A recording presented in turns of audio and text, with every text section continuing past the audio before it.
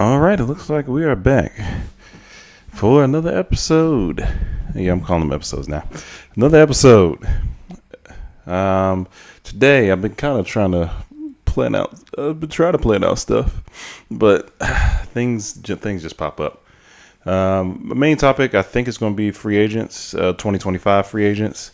Jamal Murray just signed, I believe, a 4-year, $205 million deal, and it seems, in my opinion, just jumping straight into things, that go ahead and get your guys signed.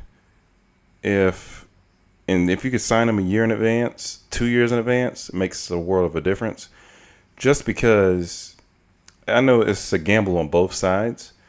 Just because the reason behind that is, if you know you have a good player, you might as well pay him, because if you wait later, you're going to have to pay him a lot more.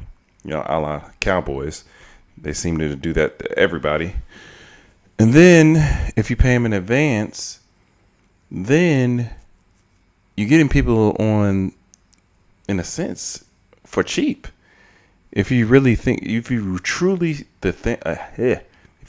about it, you're getting players a lot cheaper because you're paying them earlier, and now the money they possibly could have gotten if they were extended a little bit after the season, it's definitely a big difference. Like somebody like Nico Collins, they paid him, I want to say, 3 years, $72 million, and I'm pretty sure if they would have waited till after this season, he would have commanded an even larger payday, because he's supposed to be, him and Diggs going to be top receiver. But the thing is, Diggs is probably not on the team next year, just because the cap hit is going to be too much money. He would have to reduce his money, and if Diggs is still a good player after this year, he's going to find another team. So, another one, Devontae Smith, Jalen Waddle, and now they're not to the echelon. And right now, I'm specifically speaking of Ja'Marr Chase with his contract situation. And I have a few fantasy teams with him, but that's besides the point. If you go ahead and pay your guys, you don't have to really worry about them being top of the market guys, honestly. The Bengals are finding themselves in that situation right now because Ja'Marr Chase wants his money. And I think what's going on, Ja'Marr Chase keeps saying he's like game time decision, he's sick, or I think he's sick now, not playing, not wanting to do anything. But I'm pretty sure if he had his money, he would be fine. T. Higgins has a hamstring issue. How bad is the hamstring? I'm not sure. But if I'm T, I'm not playing because I'm on a franchise tag right now. So I can't risk going all out for my team if y'all aren't going to go all out for me. Just, bad business at the end of the day. So, yeah, it's going to be, the top guys are going to get their money regardless. So you might as well pay them. Pay him in advance. You knew Ja'Marr Chase is a top receiver in this league. And honestly, I wonder if sometimes if these owners play fantasy. Just on offensive end, not defensive. I have to figure out defense on fantasy. I just joined the IDP league, and it is a lot. I'm learning defensive players I never would have even thought of. But I'm over here thinking, if you play fantasy at all, you know who your top receivers are, because you can look at it. You can clearly see year in and year out who the top guys are. It's quite obvious because they're usually in the top echelon, especially on fantasy. They'll be in the top echelon receivers. But those are the guys I would make sure to get paid, and that they wouldn't have to come back and worry about a contract. Because, again, you get closer to that contract, and that could be basketball. Baseball is a little bit different because they sign their deals after arbitration are so large, for the good players anyway. They're so large that they're usually in that deal, that second deal till they retire, because they sign like 13-year deals. If I were them, though, I would make sure to have outs in my deal, though. I'm pretty sure Mike Trout has one, but the way his career is going right now, I'm pretty sure he might as well just stay in his contract. because he's a great talent, but he keeps getting hurt right now, which sucks to see. Somebody, I remember even, let's just take Albert Pujols for instance. He played for the Cardinals for 10 years, and then I forget how long, he might have signed 10 years with the Angels. And he made sure to play that entire contract out, which I would have too. It's too much money just to say that you're going to retire, especially when you sign a $200-300 million deal. And even if you're not necessarily good, unless the team's going to pay me out my money, I don't think I'm just going to forfeit that money. It would be tough to actually do that, because just thinking as a regular person, that's just saying, all right, you might not necessarily be good at your job, but they can't fire you. But you're going to make $100,000 for the next 10 years. And all you have to do is show up to work. You don't have to be good at your job. You don't have to really do anything. Just show up. I don't think anybody's really turned that down. So when you equate it to, I know MLB, you have the fans and whatnot, and it's supposed to be for the love of the game. But at the end of the day, it's a business for a lot of these guys too. So I think when you try to put in that perspective, it helps, but fans usually aren't here for it. Okay, let's think. My topic's right here, just to get into it. 2025 free agents.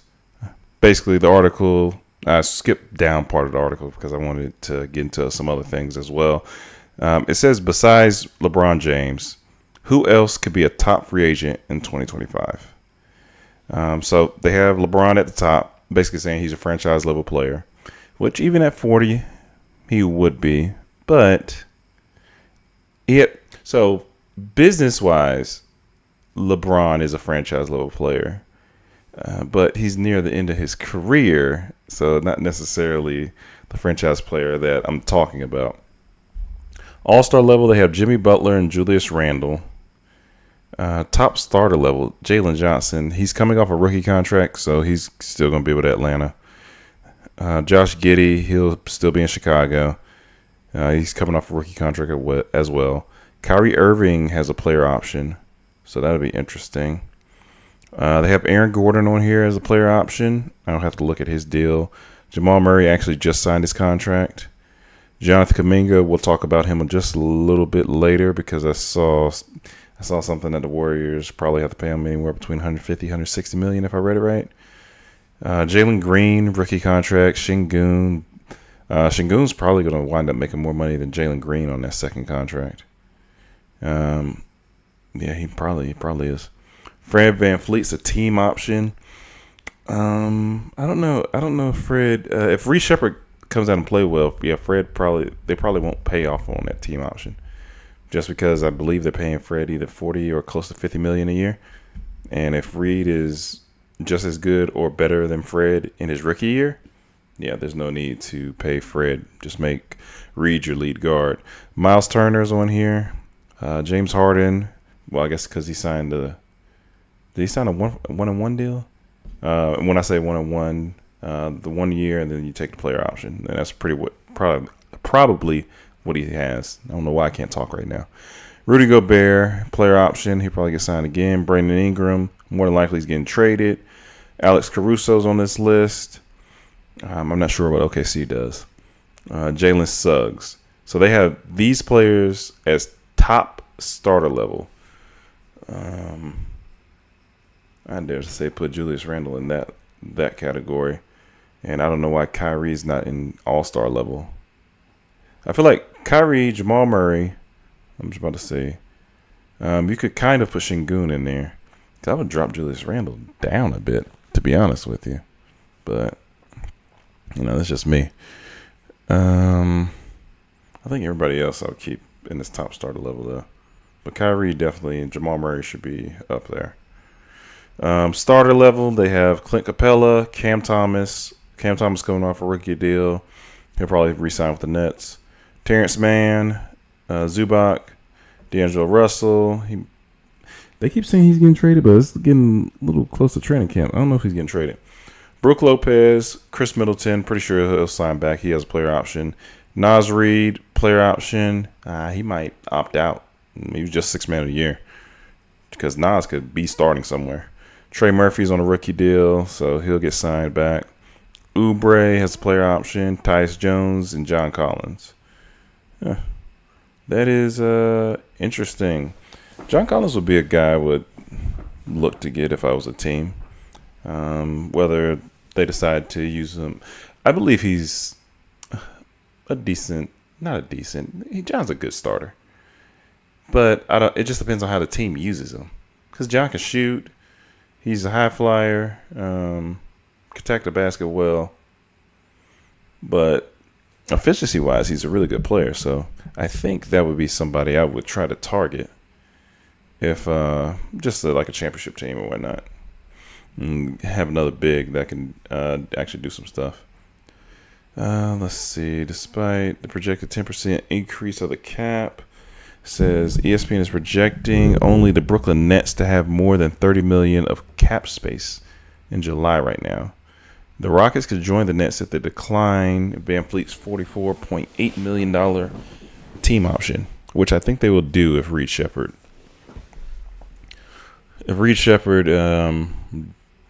plays well. Excuse me. I'm pretty sure they'll decline that. Let's see. The list of teams that project to have fewer than $25 million include San Antonio, the Wizards, the Pelicans, and that's only if they don't re-sign Ingram, the Los Angeles Clippers, and the Chicago Bulls. Okay. That is interesting. So the next thing says a free agency trend to keep an eye on. It says, despite the limited number of teams that can sign free agents outright next offseason, the enhanced trade rules from the 2003 collective bargaining agreement will continue to allow more teams the flexibility to acquire a free agent in a trade. Under the new CBA, 11 free agents, including 8 this offseason, were signed and traded. For comparison, there was only one free agent, Colin Sexton, in 2022 that made that type of move. Okay. So are they going to let me know who the players are? So basically it's just saying a sign and trade. Okay, so similarly it says the Sacramento Kings move for free agent DeMar DeRozan came via sign and trade involving the Bulls and Spurs. But I feel like they do that. I don't know if this class was like the free agent class was good enough to do that many type of deals this offseason because players were signing back to their teams. But I feel like if you have enough players, yeah, that'll happen. Yeah, because now think about it. I don't think and teams want to do a sign and trade anyway because at least you get something back.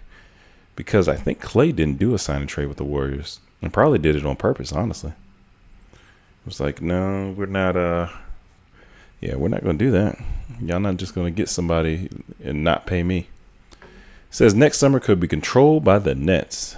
I don't see how.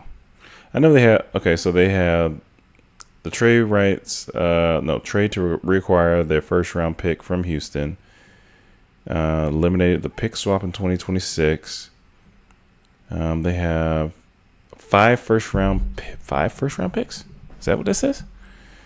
They traded Mikal Bridges for 5 first round picks. Yeah, that was different because I know KD didn't go for that.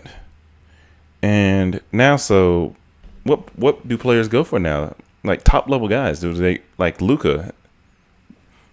Like, is that like a decade's worth of first round picks? Like if that trade were to happen, I honestly don't know. And the way the first round pick rule is, it would have to be basically it would be 2 decades worth of picks, if I have that right.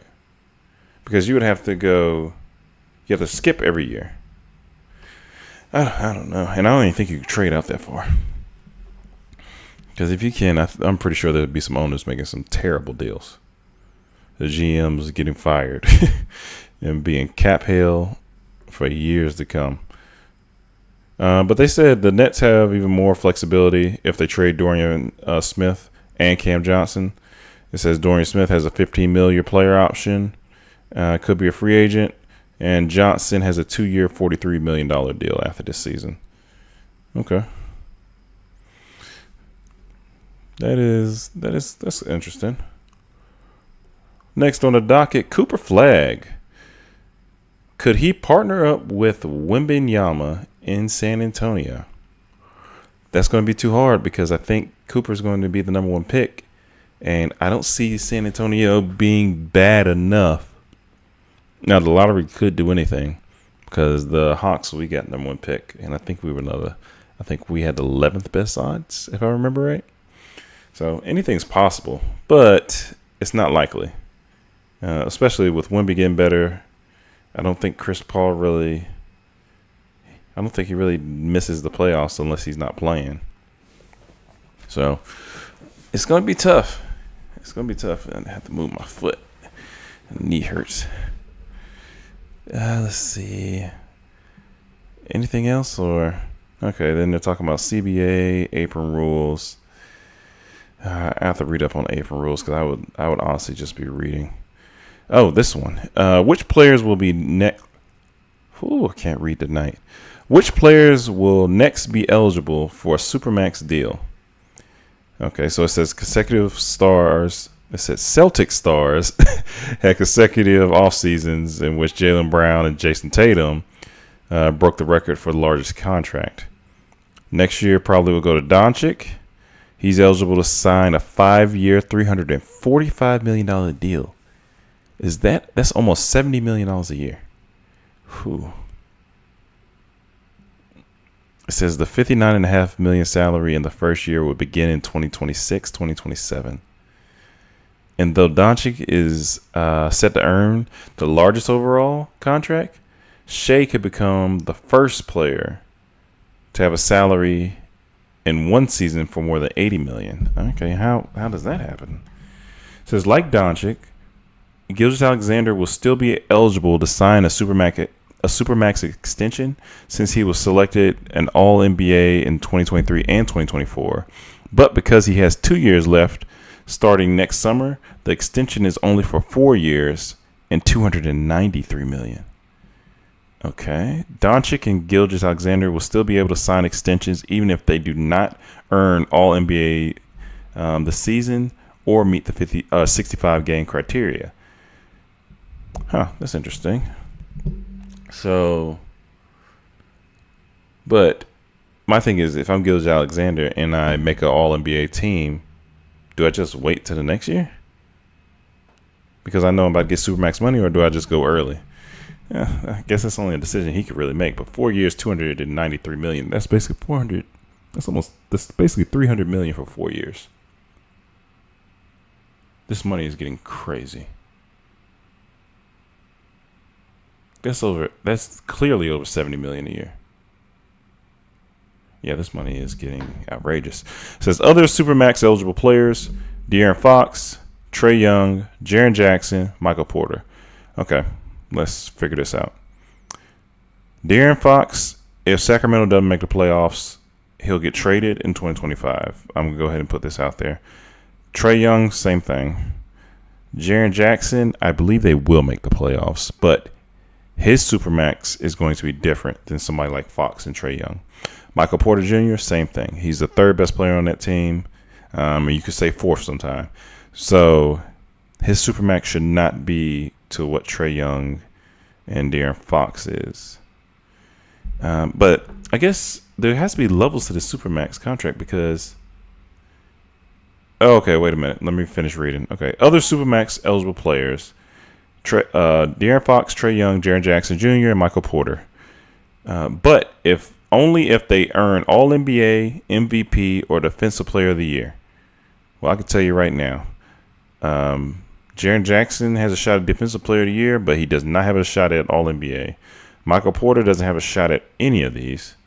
Trae Young, it would have to be All-NBA, and same with De'Aaron Fox, because there will be no other options for them. Jaren Jackson could sneak in there. I won't say Jaren Jackson can't get All-NBA, but he'll have to sneak in there because he could definitely get the Defensive Player of the Year. Honestly, that's probably how Rudy's getting that top-tier Supermax money. I didn't realize Defensive Player of the Year got you in there too, but it makes sense. I knew MVP. I didn't know Defensive Player of the Year. Young received All-NBA honors in 2022, Fox in 2023, Jackson was selected for Defensive Player of the Year in 2023 as well. It says if Jamal Murray and Ingram do not sign extensions this offseason, then All NBA will be eligible. Then they are all in. God, wow, I can't read. Then they are all NBA eligible to sign a 5-year, $314 million contract next July. Well, don't have to worry about Jamal Murray. He already signed his deal. So that is what Brandon Ingram is probably looking at. So Brandon Ingram probably wants either 200 for 5 or 315 or 314 for 205 for 4 or 315 for 5 possibly. Okay. That's interesting. It says Cunningham, Wagner, Mobley, and Barnes all have All-NBA, MVP, Defensive Player of the Year language in their rookie max contracts. Let me actually go back. Cade Cunningham, Franz Wagner, Evan Mobley, and Scotty Barnes. Okay, it says for Barnes and Cunningham, their $224 million extension increases to $269 if they each earn either of those honors. Okay.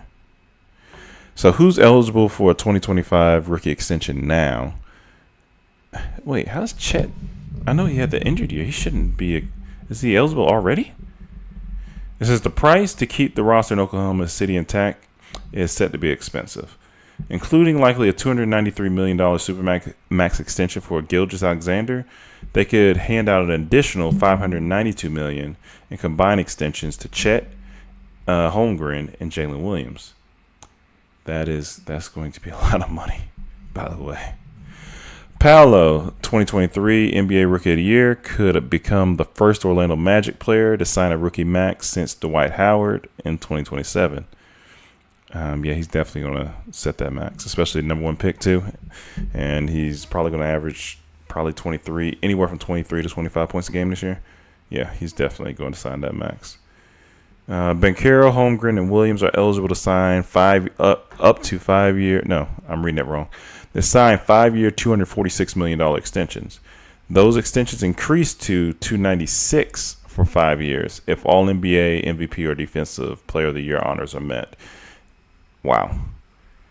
And then it says other extensions include Keegan Murray, Jabari Smith Jr., Ben Mathurin, Walker Kessler, or Nikola Jovic. Not Jokic, Jovic.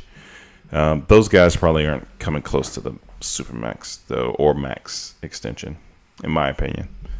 Who would have the best shot out of this group? It would either be between Keegan Murray and Jabari Smith. And I think right now I would put my money on Keegan Murray. But I don't think that's happening with any of these guys on that list. Okay, that was a nice little article I just found. Quick thread. Says Denver's championship window from here on out. In the span of a year, they lost KCP and Bruce Brown. That's true. KCP departure was this year. Bruce Brown was the year before. Let's say a 3-and-D wing. Basically, Christian Braun is supposed to be the guy. But in this article, they say Christian Braun and Russ to replace KCP and Brown. Well, Russ would have to be replacing Brown, but Brown's a better shooter at this point. And KCP is a better shooter than Christian Braun. But Christian Braun plays hard. I like how he plays. Same like Russ, honestly. But the thing is, it would be a shooting aspect that I would miss from KCP. So if Christian Braun can bring that aspect to the game, then we're good. But if he can't, then that's where the issues are going to come in. It's also hard to improve around the margins given now that they're handing out nearly $100 million annually to Murray and MPJ. Yeah, 2 non-All-Stars with no individual accolades on the resumes. Well, with Murray, it's different. Murray is right now going to be regarded like Mike Conley because Murray's a very efficient player. He can score the ball well. He scores. When I look everything up for him, he scores the ball very efficiently and very well. I like how he plays. I like his game. But with those guards in the West, it's tough. If he was in the East, he would have already had all-star nods, which is crazy to say, but he would have already had all-star nods. MPJ is tough because we know he can. Well, we think he can score because that's what he did in high school, but we know he can shoot the ball. And honestly, it's like having a 6'10" Clay out there because his metrics from three are amazing. By the way, for him to be 6'10" and be able to he can get a shot off on anybody. Honestly, it's like KD-esque. Except the problem with MPJ, he only shoots jump shots at time. He gets jump shot happy, which when you look at his stats, it's like, wow, I can't believe he's shooting this type of percentage. But with him being 6'10", you would think he would get to the basket a little bit more. But I always wonder that back injury that I believe he did have surgery on, if that I'm pretty sure I don't have to worry about it. I'm pretty sure that affects his mobility probably quite a bit than what he used to be. I think about my knee, how it affects my mobility even now. I'm just walking up and down the stairs. Playing a basketball game with a bad back has to be the worst, probably the worst thing in the world because you can't play defense at that point. That's probably why he shoots jump shots because he don't want to get hit in the back and mess everything up. Especially you have 200 plus $1 million potentially coming to your way. Yeah, we don't need to worry about that. But in this little nod, it just says Denver is going to it's going to be hard to improve the team. Jokic is great, but Denver has 4 players that they feel comfortable being on the floor with a tight playoff game. Yeah, they need to find another shooter. I can't remember the guard. He went to UCLA. Peyton Watson. Like the guard small forward, but he's not really a good shooter either. Yeah, they need to find somebody. If they could find somebody that shoots 36-37%, and I would prefer closer to 38-39, but can't be picky. If you can find somebody like that, then you could run some of those actions because one of their ATOs that they have is a very good play. And that I like quite a bit. They usually hit Jokic up top of the key on that nail. But then Murray and KCP kind of did, like, how would I describe it? Like a pin down wheel action. And then usually KCP goes get the ball, but it either leaves, the defenders could always be confused in that situation because if you really don't call it out, the way it has to be set up is when you see the action happening, one guy has to play in the back and the other guy just has to stay on top side. Because if not, then somebody's going to get a free lane to the basket or somebody's going to be wide open for a three. So, and then with Jokic's going to find them. So, but I really like to play because then they put Aaron Gordon in the dunker spot and they usually have another guy out by the 3-point line. So if somebody's not paying attention, you either have a quick lob to Aaron or you have somebody on the other side of the court for a three with Jokic. So I really like that play that they have. It's actually a pretty good play. Whenever I start coaching, that probably will be one of the first plays I actually implement once the kids can understand the plays. I'm gonna teach. I'll probably coach my kids. Just being honest. But I think the Nuggets, that championship window, it's tough without Jokic, but you need shooters on your team. And it's kind of clear, especially in this day and age with the NBA, because you're putting too much pressure on Jokic without him. You have Murray, you have MPJ. Aaron Gordon is not a shooter. He might hit threes, but he's not a shooter. Braun, I'm not certain. I can look up Braun actually real quick. Actually, I can look him up right on the computer, but I don't believe Braun's that person. If I had to take a guess, I'm going to say that he shoots 36%, but I think I'm being kind when I say that. Oh no, I'm not being kind. I'm not giving Braun enough credit. Okay, so he shot 35% last year, but he did shoot 38% this year. Now, he didn't take that many attempts from three, so that's going to be interesting. He only took 2 a game. But if he can keep this percentage, then Braun actually might be the guy that you miss it. Now, in my opinion, this does lessen the bench. I don't know who. Let me see if Denver has added anybody. I don't think they have, though. Because if they've added some pieces, this actually might not be half bad and move Braun to the starting lineup. Russ is definitely anchoring that bench unit. You do have Justin Holiday, who he definitely could shoot. No, was that last year? Oh, I need to go to this season. Let me see if he's still on the team, though. I don't think Justin Holiday is on the team anymore. So that doesn't help. Yeah, because I'm over here trying to see who your true shooters are. DeAndre Jordan's still playing. I didn't even realize he was still playing. Jalen Williams, that can't be the same guy that was on OKC, right? Is that the same guy? No, this somebody else. Jalen Williams. Why would I feel like? I need to figure out what is the Jalen Williams and OKC brother name. But I thought he was. I'm pretty sure he went somewhere else though. That can't be him because this guy went to Auburn. I was saying he's on his rookie. Yeah, this is somebody totally different. Yeah, because that brother went to Colorado, if I remember right. But you have Russ. I don't know. Dario Saric. I do know him. Solid. But I don't really know too much. I know I see Zeke Naji, but he's a big man. Yeah, I just meant guards. They don't really have it. Yeah, because Russ isn't a shooter. Yeah, I don't know how this is going to work out for the Nuggets. Yeah, championship window might be over right now. Just being honest. The replacements aren't what I was thinking they might be. Yeah, so that honestly might be over. Sad to say, though. Oh, I keep closing out of tabs and always forget I might need them later. Also have up here the $208 million. So Jamal Murray signed for a $208 million contract for 4 years. It says basically guarantee Murray $244 million over the next 5 seasons. Yeah, I think that's good for him.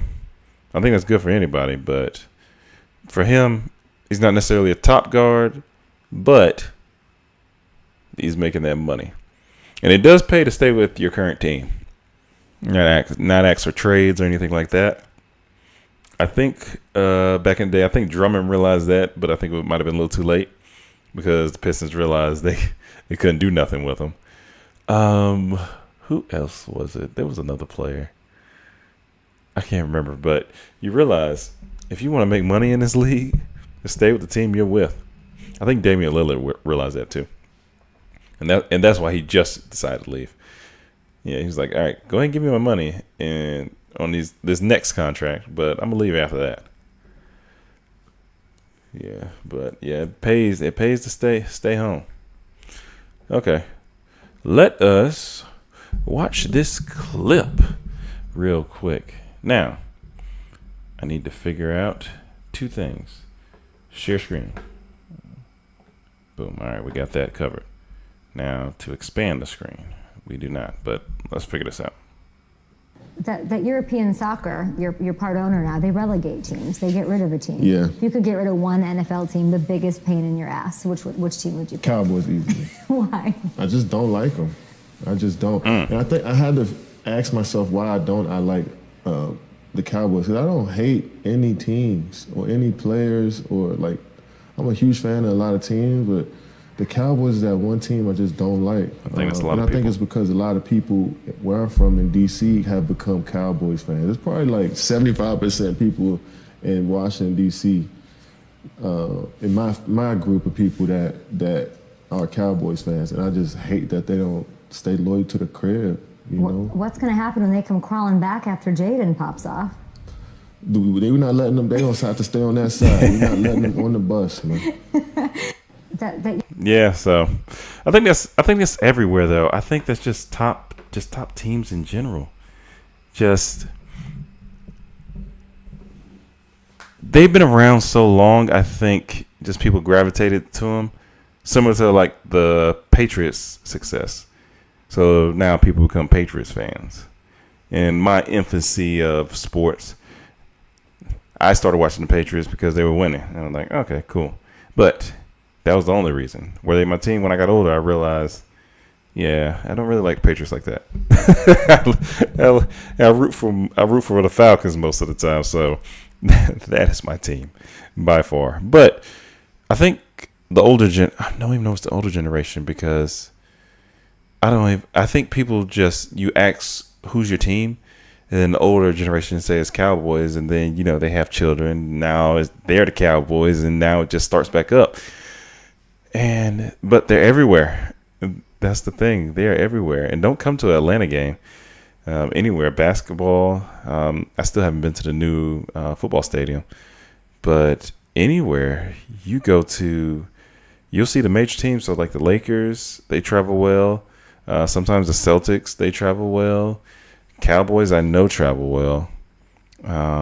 Baseball, the Yankees, they travel well. So there's certain teams and franchises that it's just people are just going to bandwagon. Now, which is funny. Now, to answer that question, if you could get rid of one team in the NFL, which team would it be?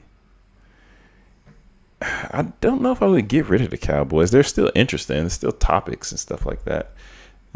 They lose every time we get to the playoffs right now. And I can't say right now for the past 20 plus years at this point. But getting rid of a team, let me think. I'll just throw some teams out there. Maybe the Raiders. The Raiders have a great fan base, but they really seem to can't get it right, to be honest with you. Do I get rid of the Chargers? No, I don't know if I get rid of the Chargers. Maybe, though. I feel like the Chargers couldn't find a home for a good little bit.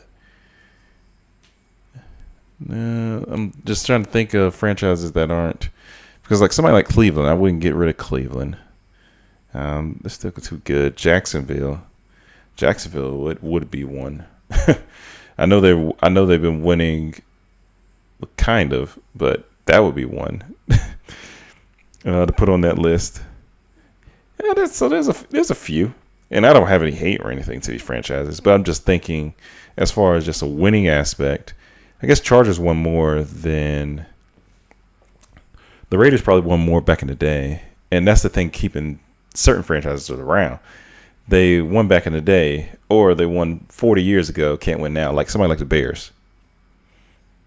Like, they won back in, the 80s?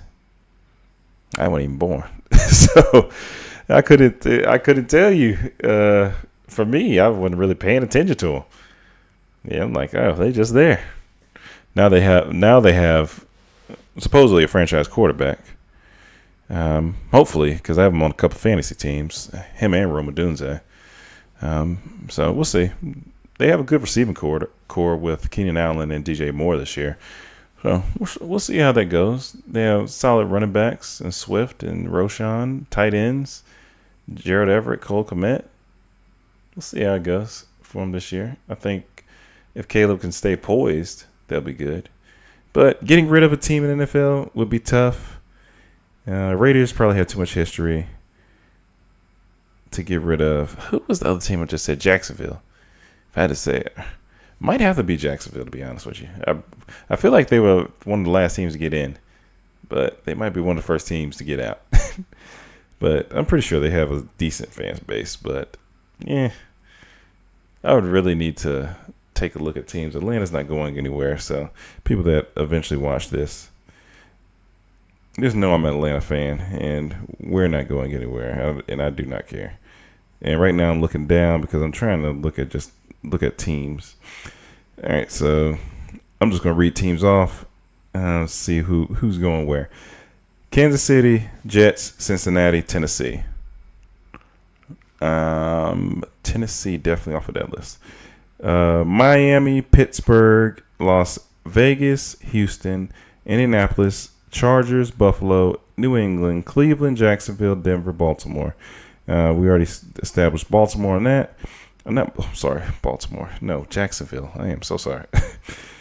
All right, we have Philadelphia, San Fran, Minnesota, New Orleans, Detroit, Carolina, Seattle, Giants, Tampa Bay, Arizona, Rams, Washington, Chicago, Dallas, Atlanta, Green Bay. Honestly, I don't know what Washington has done for real, but they actually might be the pick on the NFC side. Yeah, because I'm trying to think, what have they done? And now I might be a little too young, but I don't remember them being good in my lifetime. Maybe unless I just wasn't paying attention. Yeah, I don't remember them. Have they ever won a Super Bowl or anything? Yeah. So right now it's between Washington and Jacksonville. Getting those teams out of there.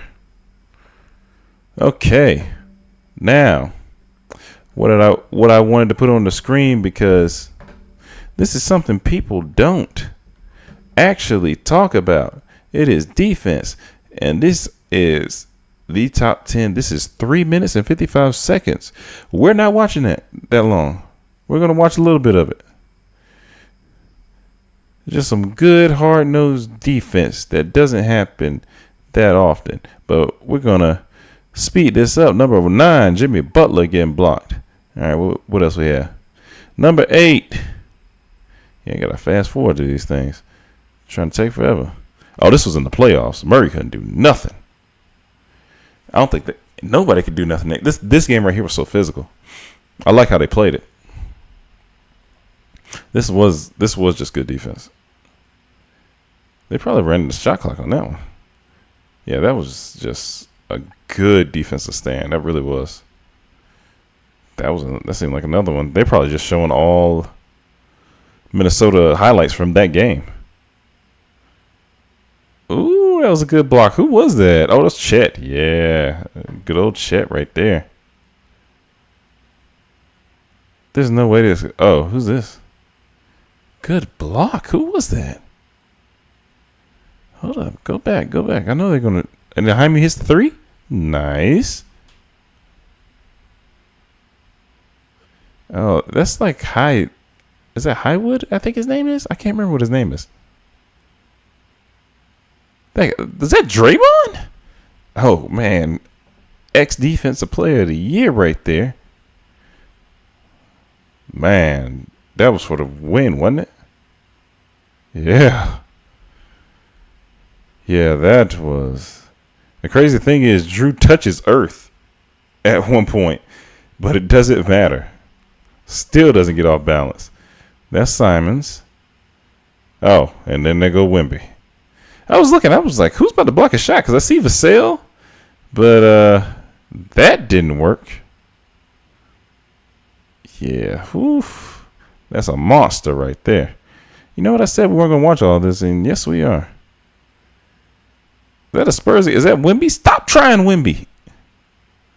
Wemby's not playing with you. Wemby said he's not from this planet. Stop playing with me. Who we got number 1? Give me that, Wemby said. All right, who we got number 1? That's Anthony Edwards, Mr. Free Throw. Tyrese gets it, throws it up. AE. Oof. Oof. Was that for the game? Oh, that was for game. Oh, all right. That was a play for you right there. Oh, yeah. Head hit the rim and everything. That's what I'm talking about. Don't worry, people. Only showing this still because I'm still learning how to navigate my screen. But that was some defensive plays. You know, we don't talk about defense enough. We should talk about it more. You know, celebrate good defense. You know. All right, what else we have? Because I have a couple videos today. Next, I have another video. Hey, this isn't bad. I kind of like how I did this today. Oh, hold on now. Hold on. Okay. All right, let's see how I got to do this. Here we go. Going back full screen. All right. Let's. Woo! Was that Draymond?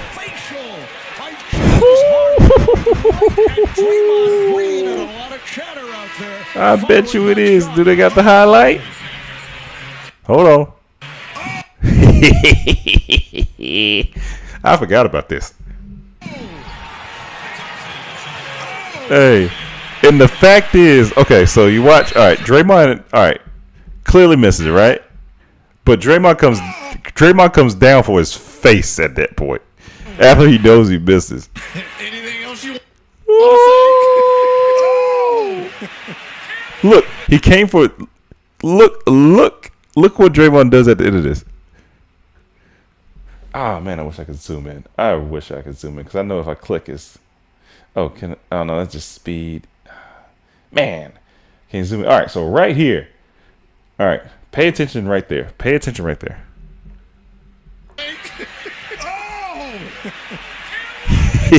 He goes straight for it. He goes straight for his face after he knows he's not going to block it. I was like, that's just a Draymond thing to do. Oh man, that's good times. That was a good play though. I honestly had forgot about that.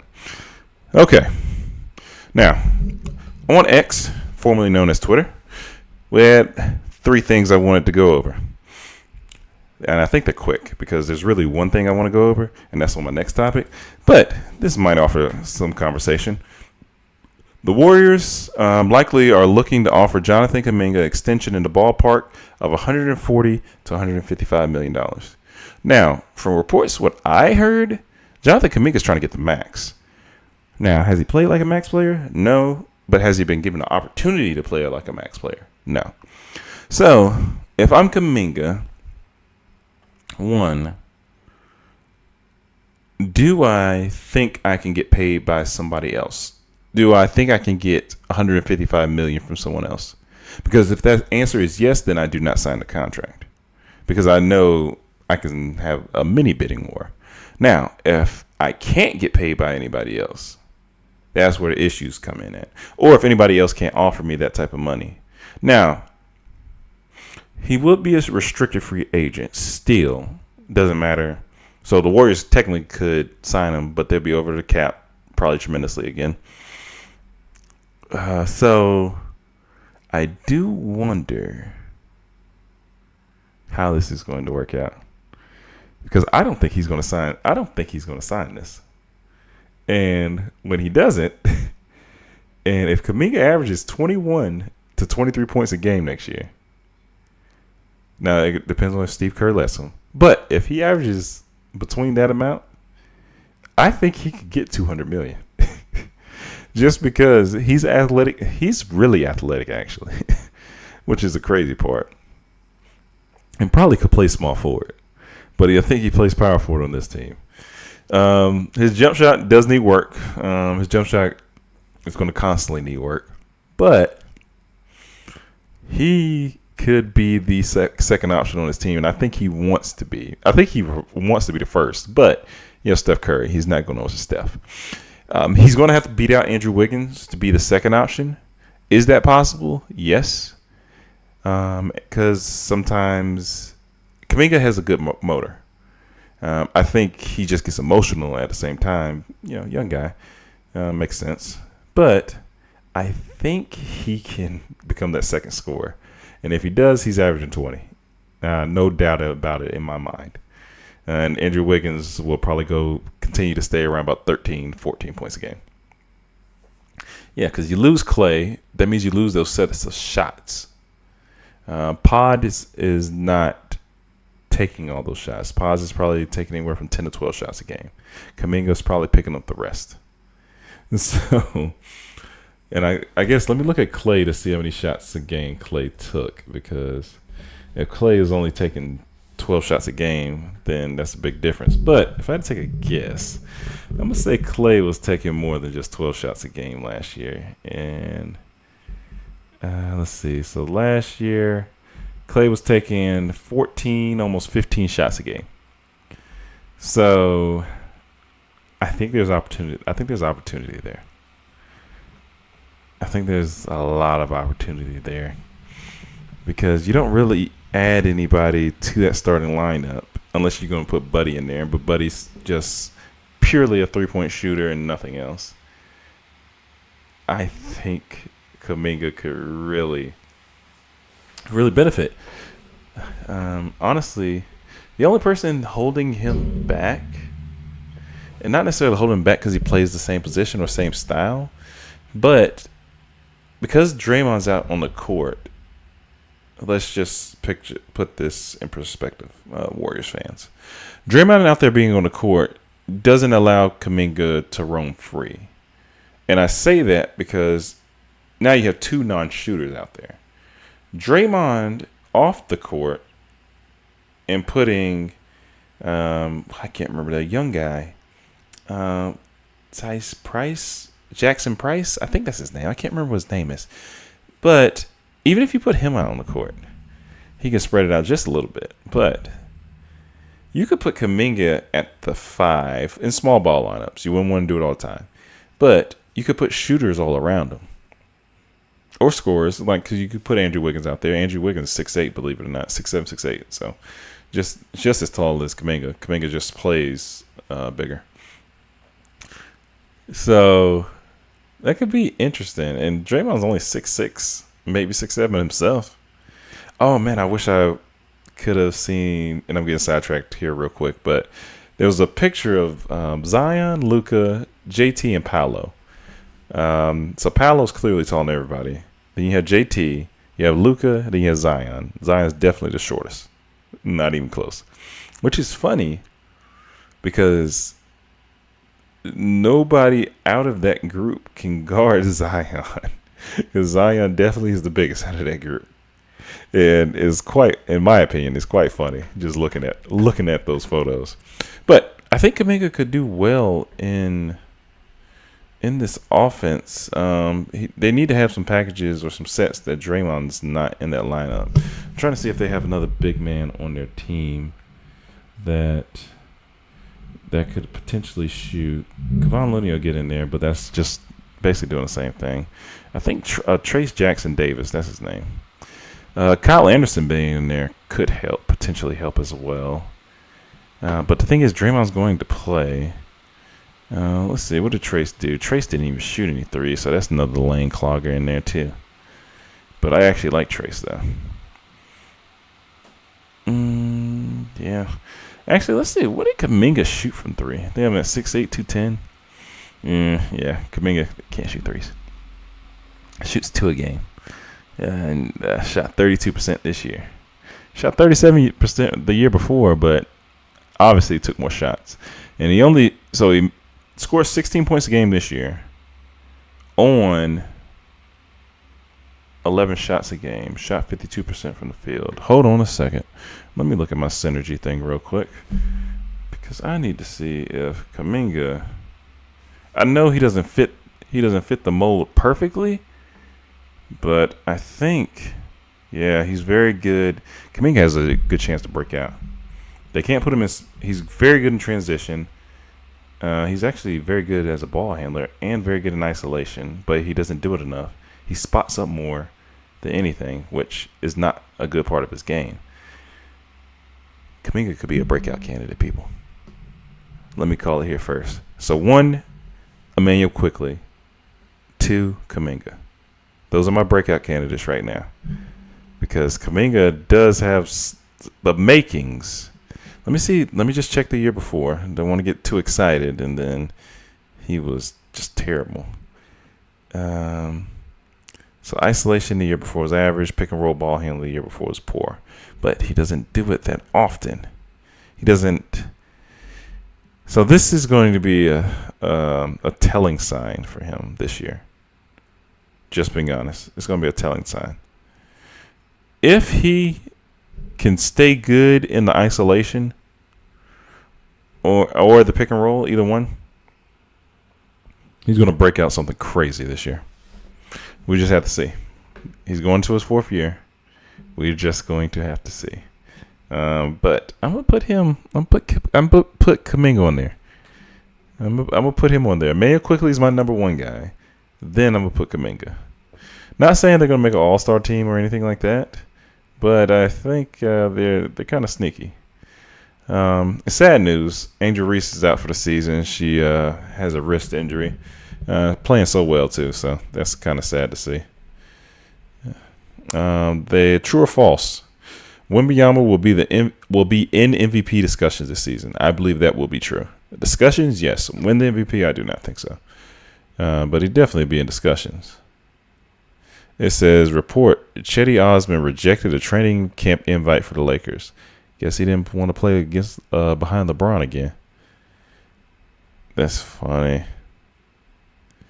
It says, Jimmy Butler is fond of joining the Brooklyn Nets in 2025.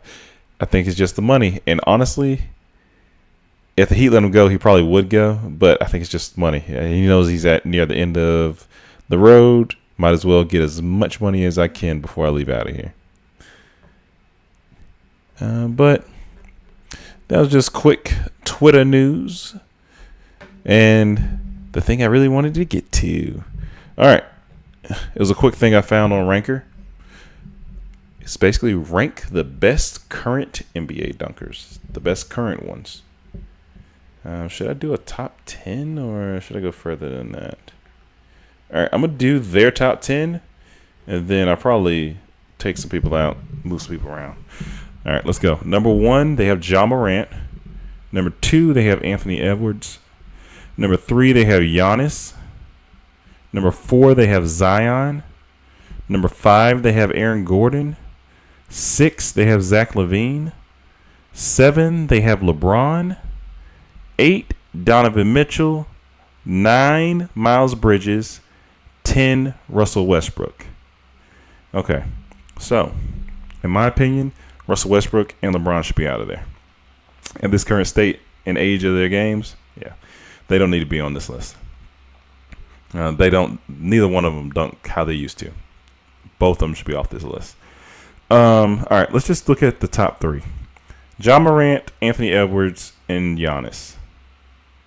I think there's a case for Anthony Edwards being 1 and Ja being number 2. Because both have jaw-dropping dunks. It's crazy, by the way. But I honestly think Anthony Edwards should be number 1. Move Ja to number 2. Giannis could stay 3 because Giannis he's literally a freak. Zion at 4, Aaron Gordon at 5. I'm trying to think. I'm really trying to think. Would I move Aaron Gordon ahead of Zion? I wouldn't. I don't know if I would say that. It's just Zion's health, because Zion could easily be in that top 3. He could easily, but his health would definitely put him at 4. So let's keep him at 4. Aaron Gordon at 5. That's not bad. Zach LaVine, LeBron shouldn't be on this list. In my opinion, I don't know if I put Donovan Mitchell on this list either. I believe Miles Bridges should be either where. I think Miles Bridges should be in like that Zion realm, where the 4-5 spot. Zion and Aaron Gordon, he should be up here. I think he'll be ahead of Zach LaVine, in my opinion, just for in-game dunkers. I would put him ahead of Zach LaVine. Russell Westbrook should not be on this list. Derrick Jones Jr. Yeah. I like Jaylen Brown, though. He's more of a power dunker, and I think he should be higher. I don't think Donovan Mitchell should be up this high either, in my opinion. Obi Toppin, I do like Obi Toppin. Paul George should not be a part of this list anymore. Jason Tatum, not really either. Anthony Davis. DeMar DeRozan, yes, but he's kind of getting iffy. I don't know why Kawhi is on here. John Collins is a very good pick, by the way. John Collins should be on this list. Okay, so let's actually make a top 10. Let me just count fingers. Okay, Anthony Edwards is number 1 for me. Ja Morant 2. Giannis 3. Zion 4. Aaron Gordon 5. Hold up a second. No. Miles Bridges is 6, in my opinion. Zach LaVine. Let me see. Zach LaVine can be 7. I would put Jaylen Brown 8. Hopefully I didn't miscount. Jaylen Brown would be 8, in my opinion. DeMar DeRozan. No, John Collins could be 9. Because DeMar doesn't dunk on people as often as he used to. But Jonathan Kuminga needs to be on there too. Jonathan Kuminga could be 10 for me. Yeah, because some of these other guys, they have like a lot of big men, but that's to me, that's not what I'm talking about. I'm talking about the guys that can go over people's heads. Obi Toppin actually could be on this list too. Honestly, I might put Obi over Jaylen Brown. Yeah, because Obi does a little bit more. Same thing with John Collins. They both do a little bit more than Jaylen. But Jaylen, he when he dunks on somebody, it's so powerful. I have to have Jaylen Brown on this list. Would I put Jaylen Brown in-game dunker over Zach LaVine? No, I don't think I quite go that far. I don't think I quite go that far. But my little list, I don't know the numbers, and I don't want to go back over the numbers, just being honest with you. So I'm not. But that's all I had today. Make sure to like, share, subscribe, all that good stuff. For the people that eventually watch. And if you watch to the end, thank you. Just helping my numbers out. But until next time, people, goodbye.